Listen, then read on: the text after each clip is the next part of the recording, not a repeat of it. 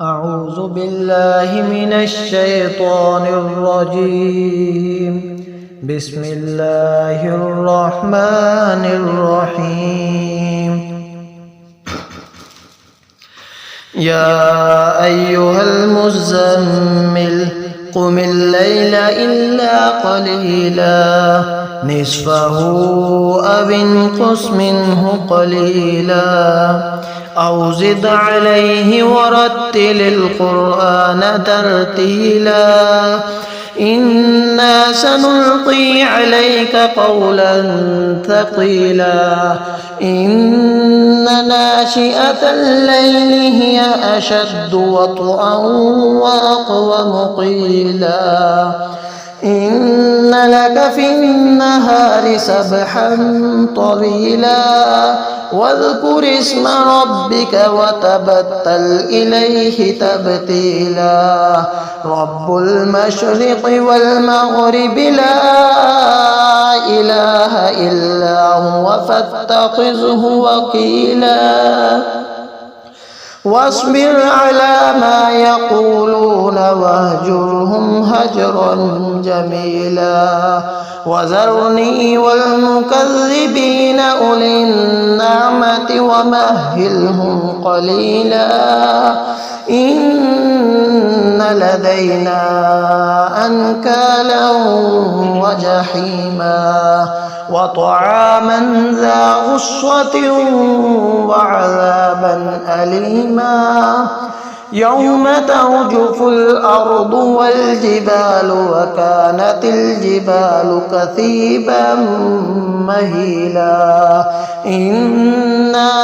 أرسلنا إليكم رسولا شاهدا عليكم كما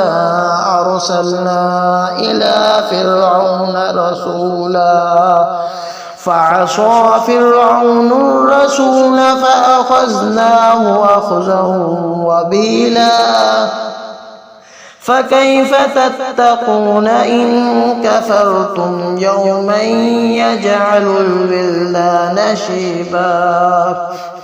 السماء منفطر به كان وعده مفعولا إن هذه تذكرة فمن شاء اتخذ إلى ربه سبيلا إن ربك يعلم أنك تقوم أدنى من ثلثي الليل ونصفه وثلثه وطائفة من الذين معك والله يقدر الليل والنهار علم أن لن تحصوه فتاب عليكم فاقرؤوا ما تيسر من القرآن علم أن سيكون منكم مرضى وآخرون يضربون في الأرض يبتغون من فضل الله وآخرون يقاتلون في سبيل الله فاقرؤوا ما تيسر منه وأقيموا الصلاة وآتوا الزكاة وأقرضوا الله قرضا حسنا وما تقدموا لأنفسكم من خير تجدوه عند الله هو خيرا